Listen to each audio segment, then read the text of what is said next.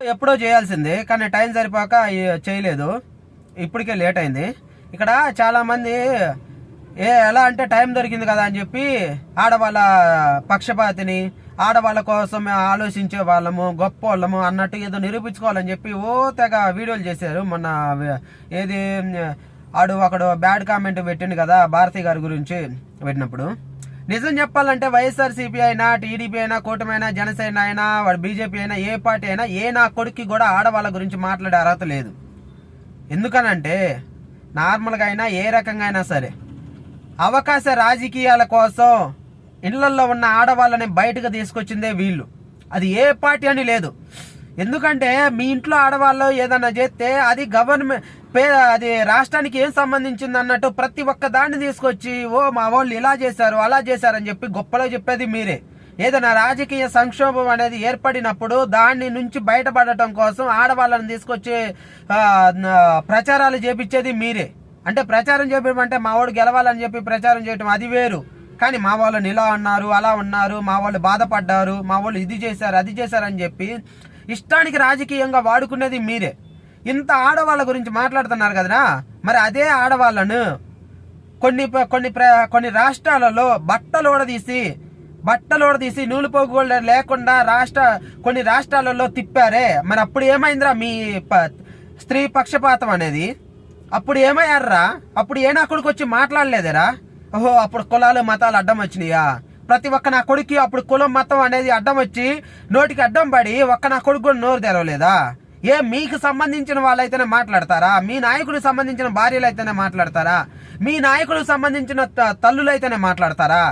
ఎక్కడో ఒక మారుమూర ప్రాంతాల్లో కానీ, అసలుకి ఎక్కడో ఒక వేరే పక్క రాష్ట్రాల్లో కానీ ఒక ఆడపిల్లల్ని, వాళ్ళని బట్టలోడ తీపిచ్చి వాళ్ళ భర్తల్ని భుజాల మీద ఎక్కించి తిప్పారే, కొన్ని వచ్చినాయే.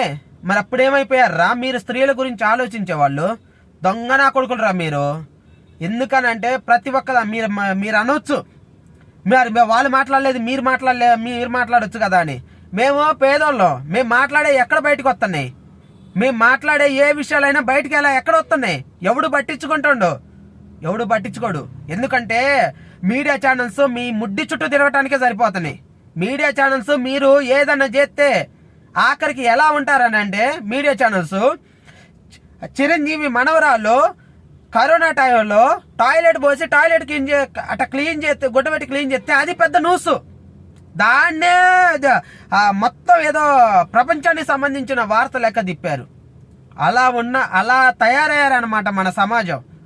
ఇంకా పేదవాళ్ళకు జరిగిన అన్యాయాల గురించి కానీ, ఆడవాళ్ళకు జరిగిన అన్యాయాల గురించి కానీ మాలాంటి పేదవాళ్ళు మాట్లాడితే అవి ఎక్కడ బయటకు వస్తున్నాయి? రావు. పేదవాడి ఆవేదన అనేది బయటికి రాదు. పేదవాడి ఫ్యామిలీకి జరిగే అన్యాయాలు అనేవి బయటికి రావు. ఏ కాడికి ఈ నాయకుడు పిల్లని ఇలా తిట్టారు, ఆ నాయకుడు తల్లిని అలా తిట్టారు, వీడి కూతుర్ని తిట్టారు. మరి ఎందుకురా రాజకీయాలను వాళ్ళని అనవసరంగా తీసుకొచ్చేది? ఎందుకు వాళ్ళని తీసుకొచ్చేది?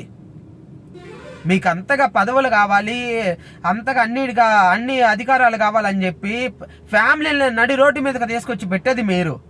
మళ్ళీ వాడి ద్వారా సింపతి సాధించేది మీరు.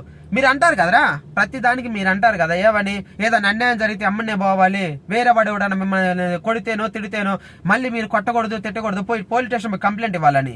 ఎంతమంది నాయకులు కంప్లైంట్ ఇస్తున్నారు? ఈ రోజు ఒకడు వచ్చి వాళ్ళ ఫ్యామిలీలో ఆడవాళ్ళని తిడితే వాడు రెండో రోజు మైక్ పట్టుకొని పోయి బహిరంగ సభల్లో చెప్తాడు, మన పోలీసుల మీద మీకు నమ్మకం లేదా, కంప్లైంట్లు ఇవ్వాలని తెలియదా? ఎందుకంటే అలా ఇస్తే అది లోపలే ఉండిద్ది, ప్రజల్లోకి వెళ్ళదు కదా, సింపతి రాదు కదా. అందుకనే మైకులు పట్టుకొని బహిరంగంగా వచ్చి మా వాళ్ళని అన్నారని చెప్పి మీరు దాన్ని ప్రచారం చేయాలి, దాని ద్వారా లబ్ధి పొందాలి, వచ్చే ఎలక్షన్లో ఓట్లు వేయించుకోవాలి. మళ్ళీ మేము ఆడవాళ్ళకు సంబంధించి ఆడవాళ్ళ జోలికి వస్తే ఊరుకోము, ఆడవాళ్ళ జోలికి వస్తే ఊరుకోమని అంటే మీ మతానికి సంబంధించినోడు, మీ కులానికి సంబంధించినోడు, మీ నాయకుడికి సంబంధించినోడు వాళ్ళ ఆడవాళ్ళ జోలికి పోతేనే ఊరుకోరా? మరి పేదవాళ్ళకు సంబంధించి కులం మతం గురించి వాళ్ళని ఆలోచించి వాళ్ళని అణగదొక్కుతున్నారే, మరి వాళ్ళ గురించి ఎందుకు ఆలోచించరు? అందుకే ప్రతి ఒక్కరు దొంగ నా కొడుకు అనేది. ఈ నా కొడుకులకి వీళ్ళకి సంబంధించిన వాళ్ళ గురించి అన్యాయం జరిగితేనే మాట్లాడతారు. బయటకు వచ్చి పేదోళ్ళకు సంబంధించి ఏదన్నా అన్యాయం జరిగితే ఎంతమందిరా మీరు చేసే రాజకీయాలకు బలైతుంది? ఎంతమంది మొగుళ్ళని తాగుబోతులను చేసి ఆడవాళ్ళు ఎంత ఇబ్బంది పడుతున్నారు. మీ స్వార్థాల కోసం మొగుల్ని తాగుబోతలను చేసి మీ పార్టీల చుట్టూ తిప్పించుకుంటా ఉంటుంటే వాళ్ళు పని లేక ఏమీ లేక ఆడవాళ్ళు బయటికి వెళ్ళి పనికి వెళ్తే ఆ పనికి వెళ్ళిన చోట ఎంతమంది దొంగ నా కొడుకుల చేతుల్లో ఆడవాళ్ళు నాశనం అవుతున్నారు. మీకు తెలియదా? మీకు తెలియదురా నా కొడుకులారా? మీ రాజకీయ నాయకులే ఆడవాళ్ళని ఇక్కడికి రావాలి అక్కడికి రావాలని వాడుకొనుకుతున్నారు. మొన్న ఒకడు నీ తక్కువ కాస్ట్ నువ్వు రావాల్సిందే అని చెప్పి వాడుకొనుకోలేదా? అంటే వాడుకొనుకోలేదా అంటే పిలవలేదా? మరి మీరు ఇక ఏ రకంగా మేము స్త్రీ పక్షపాతులం, ఏదో పెద్ద మేము స్త్రీలను ఉద్ధరించడానికే పుట్టినమని చెప్తారు? వాడకనుకోలేదా అని అంటే కొంతమంది వాడకనుకుతున్నారు, అవి బయటికి రావట్లేదు. ఈ నా కొడుకు పిలిచిండు, వీడి మీద పోలీస్ కేసు అయింది. మరి చెప్పండి, ఎక్కడ మీరు పోరాటాలు చేస్తున్నారు? ఎక్కడ మీరు స్త్రీలకు సంబంధించి మాట్లాడుతున్నారు? వచ్చిన ప్రతి ఒక్కడు స్త్రీ జోలికి వస్తే ఊరుకోము. అసలు స్త్రీల జోలికి పోయేదే మీరురా.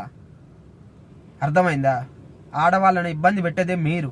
మీకు అంతగా ఆడవాళ్ళని ఇబ్బంది పెట్టకూడదు అని అనుకుంటే ఫస్ట్ ఆ మందుకు సంబంధించి దాన్ని కంట్రోల్ చేయండి. అర్థమైందా? పేదలకు మంచి చేస్తున్నాం అని చెప్పి ఏదో గుక్కడ దాగకూడదు మంది అంటే గుక్కడ దాగి ఎవడు ఉంటాడరా? అక్కడ కష్టపడి పొగులంతా పనిచేసి వచ్చి ఆ డబ్బులు తీసుకొచ్చి మందుకు తగలేస్తాడు. గుక్కడ దాకా ఉంటున్నారా? దానివల్ల వాళ్ళ భార్యలు ఎంత బాధపడుతున్నారు.